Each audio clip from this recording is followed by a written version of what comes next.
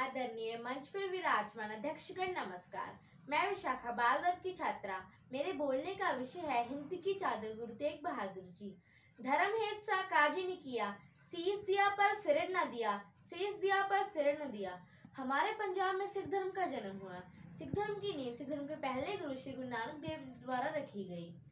हमारे सिख धर्म में कुल 10 गुरु हुए हैं। 11वें गुरु का दर्जा श्री गुरु ग्रंथ साहिब को प्राप्त है। गुरु तेग बहादुर इन्हीं में से एक गुरु है। उन्हें हिंद की चादर इसीलिए कहा जाता है क्योंकि उन्होंने हिंदू धर्म की रक्षा के लिए अपना सब कुछ, यहाँ तक कि अपना जीवन भी न्यौछावर कर दिया था। 1 अप्रैल 1621 को अमृतसर में गुरु हरगोबिंद साहब के घर माता नानकी जी की कोख से जन्मे श्री गुरु तेग बहादुर सिख धर्म के 9वें गुरु हैं, जिन्होंने सदैव कट्टरता का विरोध और सांप्रदायिकता के विरुद्ध संघर्ष किया। धार्मिक स्वतंत्रता के समर्थक रहे गुरु तेग बहादुर जी की शहादत को प्रतिवर्ष 24 नवंबर को गुरु तेग बहादुर शहीदी दिवस के रूप में मनाया जाता है। प्रेम, त्याग और बलिदान के प्रतीक गुरु तेग बहादुर जी को भारत की ढाल और हिंद की चादर भी कहा जाता है क्योंकि उन्होंने हिंदू धर्म की रक्षा के लिए अपना सब कुछ, यहाँ तक कि अपने प्राणों की आहुति तक दे दी थी। धार्मिक सद्भाव के पक्षधर गुरु जी एक ऐसे संत थे जिन्होंने कट्टरता के समक्ष झुकने से इनकार कर दिया था। इसी कट्टरता ने 24 नवंबर 1675 को एक ऐसा काल इतिहास लिख डाला जिसे पूरी दुनिया कभी भूल नहीं सकेगी। गुरु जी ने धर्म के प्रचार प्रसार एवं अन्य लोक कल्याणकारी कार्यों के लिए कई स्थानों का भ्रमण किया।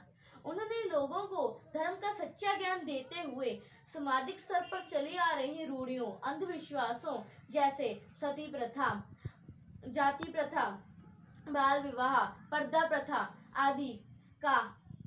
आदि का विरोध करते हुए उन्हें समाप्त कर दिया। उन्होंने धर्म के प्रति आज चली आ रही प्रथाओं जैसे कि ये धर्म मेरा है, ये धर्म तेरा है, तू हमारे मुकाबले नहीं है, ये सब जो रीतियां थी इन्हें समाप्त कर दिया था। वे सभी लोगों को एक साथ लाकर चलने में विश्वास रखते थे। वे सिखों के प्रथम गुरु रहे श्री गुरु नानक देव द्वारा बतलाए गए मार्ग का अनुसरण करते रहे। उन्होंने कश्मीरी पंडितों तथा अन्य हिंदुओं को बलपूर्वक मुसलमान बनाने का प्रबल विरोध किया। उनकी गिनती मानवीय धर्म, वैचारिक स्वतंत्रता, आदर्शों तथा सिद्धांतों के लिए शहीद होने वाले महापुरुषों में गिनी जाती है।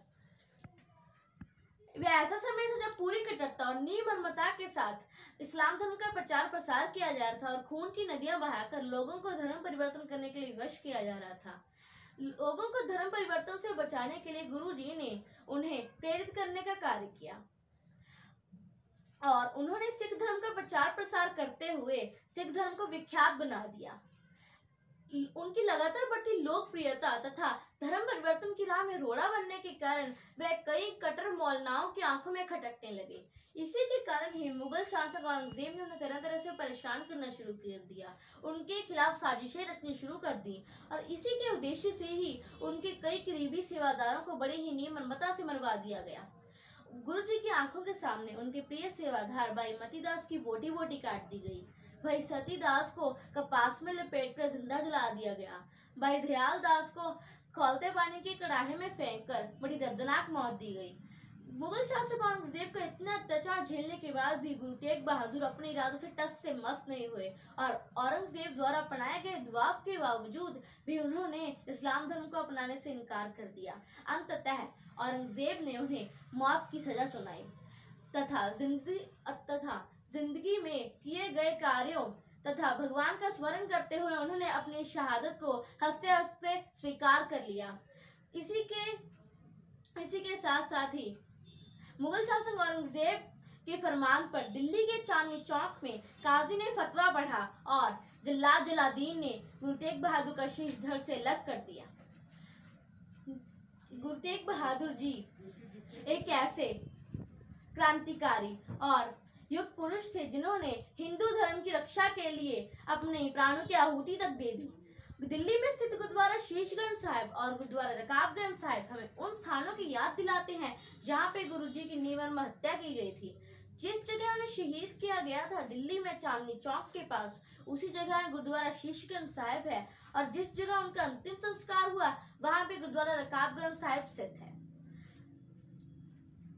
गुरु जी की असमय शहादत यानी 54 वर्ष की आयु में उनकी शहादत ने सिख धर्म को पूरी तरह से बदल कर रख दिया, क्योंकि उसी घटनाक्रम के बाद सिख समुदाय अपनी रक्षा के प्रति अति सहज हुआ और कट्टर मुस्लिमों का कहर थोड़ा कम हुआ।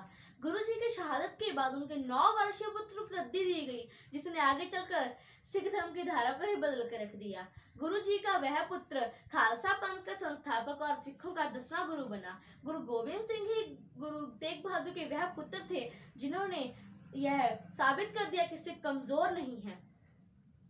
गुरु तेग बहादुर मानवीय मूल्यों, आदर्शों तथा अनडगत धर्म का सर्वश्रेष्ठ उदाहरण है।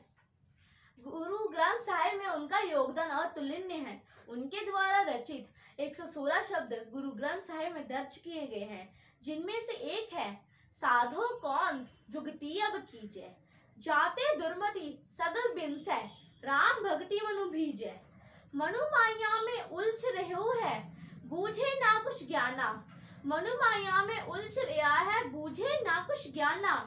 गुरु तेग बहादुर की अद्वितीय बलिदान के बारे में गुरु गोविंद सिंह जी ने लिखा है, तिलक जंजू राखा प्रभ ताका, तिलक जंजू राखा प्रभ ताका, कीनो बड़ो कल मही साका, साधन हेत इति जनि करी, साधन एत इति जनि करी, सीसु दिया पर सीना उचरी, सीसु दिया पर सीना उचरी, धर्म हेत सा काज नि किया, धर्म हेत सा काज नि किया, शीस दिया पर सिरण ना दिया, शीस दिया पर सिरण ना दिया।